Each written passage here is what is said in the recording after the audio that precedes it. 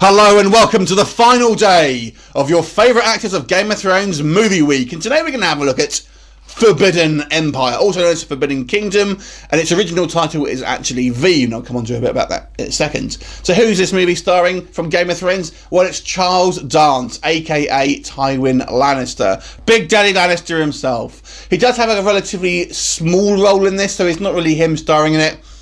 He kind of plays the father of the main character's kind of love interest, so to speak. And the main character is a guy called Jason Fleming. That's the actor's name. He was also in the Black Plague movie that I've also reviewed in this series, ironically. Now, this is an interesting film in the fact that it's actually based on a Slavic short story. And I say based, this is not a direct telling of that story. It's more based on events and characters from that story, but though it does borrow some elements, it's more or less its own thing. And the actual dialogue in this film is a mix between English and Russian. You can get dubbed versions. I'll just explain how that it basically works. So some of the actors are English, like Charles Dance, like Jason Fleming, and a couple of other ones basically. And all their pieces are actually, all their scenes essentially are them speaking in English. However, the rest of the cast is, European, Slavic actors basically. And they all speak, I assume, is Russian. And you can get dubbed versions of this film, so it kind of comes. It sounds a little weird when you're watching the dubbed version. Obviously, you know, in the English actors' bits, you'll hear in their own voice, but everyone else is dubbed. So some of the kind of the dialogue sounds a little weird, sounds a little disjointed, and kind of cheesy at times.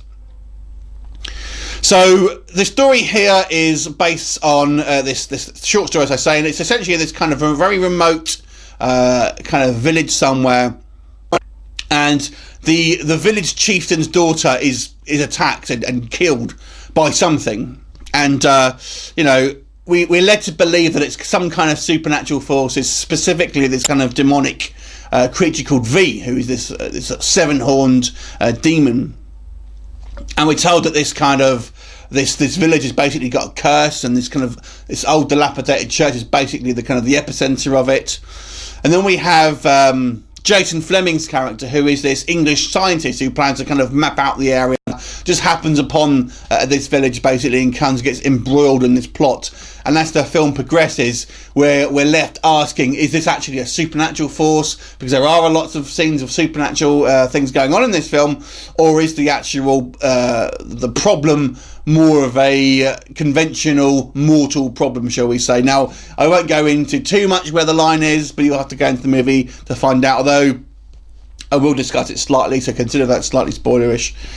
So the cast here, like I said, is mainly kind of Slavic actors. You'll see a couple of familiar faces, like I've mentioned. So it's difficult to judge, I feel, when obviously they're kind of the lines are overdubbed. You can get obviously the native version, which they'll be speaking Russian, and obviously the English actors all speak English. But the version I watched was a dubbed version, so everyone was speaking English essentially. So it's difficult to get a beat on the acting of obviously the people who are dubbed. Suffice to say though, the version that I did see, the line delivery is kind of cheesy.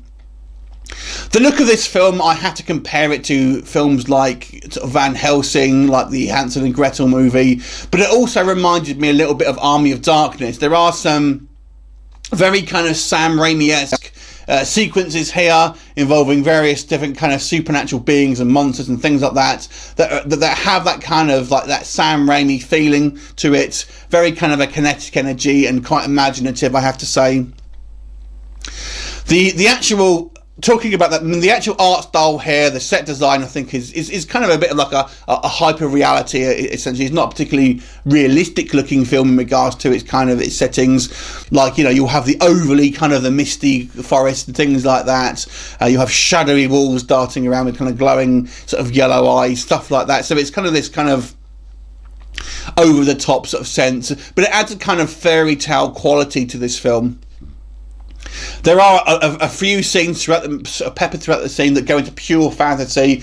Lots of monster effects. It kind of that in a way also, I guess, reminds me a little bit of Guillermo del Toro sort of style. Kind of like Hellboy or Pan's Labyrinth sort of style creatures here on display. The issues that you're going to have with this film is it gets a little muddled in regards to the storytelling and the direction. I feel it starts off pretty strong, this film, and you're quite engaged in the kind of the plot, but as the story progresses and you got to peel back these kind of layers, try not to get too spoilery here, and you find out what's actually going on, I just think it ends up becoming a bit confused and a little bit of a mess, and it just seems to go on a bit of a downward spiral once you kind of get to the kind of maybe 2/3, maybe halfway through this film. And unfortunately, it doesn't recover. And I just think it almost collapses under its own weight, trying to add too many layers. There's quite a lot of characters in this film, and it's kind of hard to distinguish a lot of people who people are and what their kind of motivations are, because a lot of the kind of the villagers actually look quite similar. They dress quite similar, have similar kind of hair. So you kind of maybe forget some people, who's this guy, who's this character, I can't remember who he is, So it adds a little bit of confusion, and the plot is quite, it has a kind of a bit of a twist in it, but it is quite you're not quite sure what you're watching. I think, to be honest with you, when you get to the end of this film, you may feel a little cheated in regards to what you were led to believe was going on an actual fact. When obviously the veil is lifted, so to speak, you may be a little disappointed and feel, it's not quite as an interesting film as I thought. That said, there are portions of this film I think are visually stunning and very, very imaginative. Like I said, it does remind me of those kind of like those directors that I've put back. But I think the storytelling of this film is just a bit. It just goes downhill, unfortunately. The sense of humour of this film has got as well as a little slapstick. It comes across as kind of almost like a dark kids fairy tale, I guess you could say. Maybe like a little bit like Maleficent as well, to a certain degree. But some of the humour is a little slapsticky, a little bit too kiddie-fied, and a little bit too sort of basic.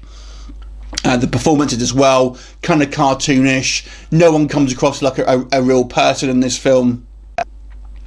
So it's an interesting film visually. I just think the actual script and the storytelling and some of the direction kind of falls down, certainly within the second half of this movie. And like I said, I do think some people will feel a little cheated when they watch this film and think, this wasn't the film that it's actually marketed to me to be. So I feel it's maybe the marketing of this film, and the cover doesn't help either, to be quite honest with you. It is a little, it's a little kind of a bit of a cheat, this movie, in regards to its marketing. But it certainly has some fun elements. If you're liking a visual treat, it does have some visual style in it. The CG is quite noticeable as CG. I guess it's being obviously not from the kind of the Hollywood machine. They don't quite have the kind of the budget to kind of make it look particularly realistic. But again, it adds this kind of this weird hyper reality that this film kind of costs. And I like the design, or just some of the execution maybe isn't quite up to the kind of the spec. And it's a relatively high budget movie. I think it's around $26 million, so it's not a cheap film.